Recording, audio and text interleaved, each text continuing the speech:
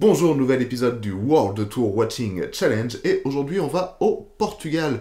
Le cinéma portugais, un cinéma qui est quasiment oublié par chez nous. D'ailleurs, qu'est-ce qu'on connaît du Portugal à part Cristiano Ronaldo et pour les plus anciens, Paul Letta? Il existe pourtant un réalisateur portugais qui a traversé les frontières, mais aussi les époques en réalisant de nombreux, très nombreux films.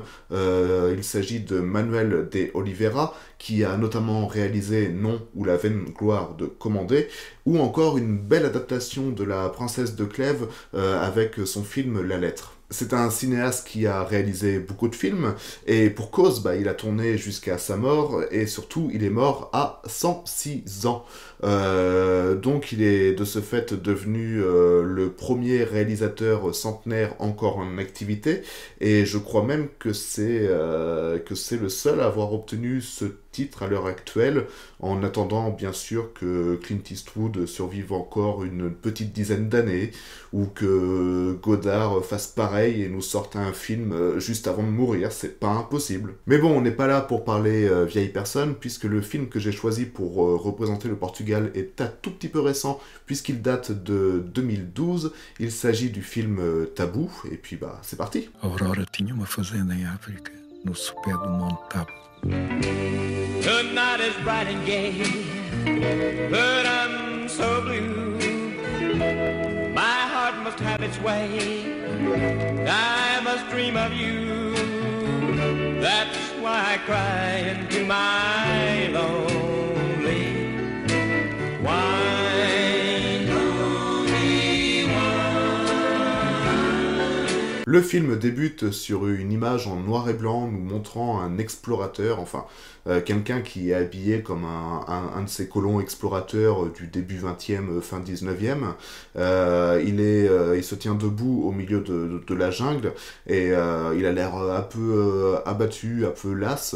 Et à ses côtés, il y a des personnes de couleur qui transportent tout son matériel et toutes ses malles. Une voix off va nous expliquer le parcours de cet explorateur en nous disant qu'il a choisi de s'enfoncer dans les confins de l'Afrique afin de s'éloigner le plus possible de l'endroit où est décédée sa femme. Mais malheureusement, cette dernière va le suivre tout le temps dans son trajet et va le hanter à la manière d'un fantôme.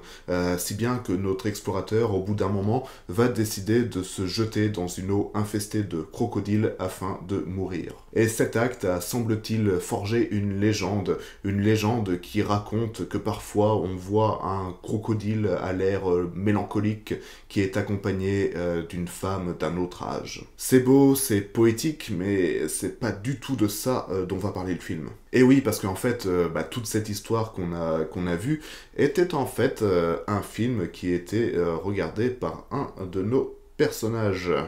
Donc à partir de là, on va découvrir qu'on n'est pas du tout au début 20e siècle, on est même au contraire totalement de nos jours, et pour être plus précis, on est un 28 décembre. Et le film va quant à lui nous raconter la vie et surtout le passé d'une femme nommée Aurora qui ne paye pas de mine au début, mais qui est au cœur d'une véritable romance. Globalement, le film est divisé en deux parties. La première qui s'appelle Paradis perdu et qui est tournée à Lisbonne et qui va raconter la fin de vie de Aurora, et la deuxième partie qui est tournée en Afrique et qui va montrer le passé et la jeunesse d'Aurora et surtout sa romance adultérine qu'elle a eue à cette époque. Ce découpage est le même découpage qui est utilisé dans le film Tabou de Murnau en 1931.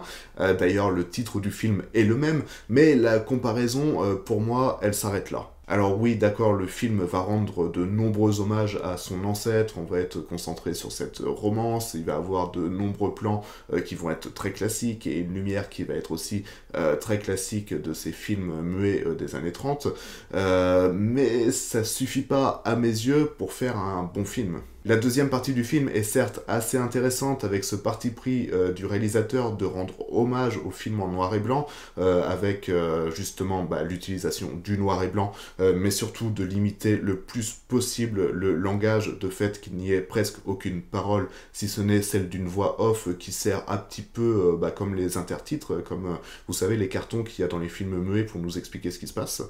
Mais à part ça, on a plus l'impression d'être dans un effet de style plutôt qu'un véritable film avec des sentiments. Bon, on n'est pas non plus dans la posture la plus totale, il y a quand même de très beaux plans, il y a quand même cette romance qui peut nous toucher par instant et qui offre de très belles scènes, mais globalement, le film tient quand même son spectateur à distance. Et puis c'est pas ce que je voulais du Portugal, merde. Les plans qui sont tournés à Lisbonne, ils sont sous la flotte, le noir et blanc, ça n'apporte aucune chaleur, si bien que ça peut se dérouler en Afrique, bah on s'en bat les couilles, c'est super sombre, c'est super obscur, on n'a pas ce plaisir de sentir sa peau irradiée par les rayons du soleil, et bah c'est ça qu'on a envie alors qu'on approche du mois de décembre, quoi.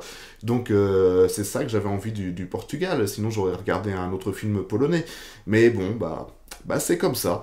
Et le prochain pays, bah je pense que ça va pas aider, puisque la semaine prochaine, on va aller en République tchèque pour faire un nouvel épisode et puis regarder un nouveau film. Bisous.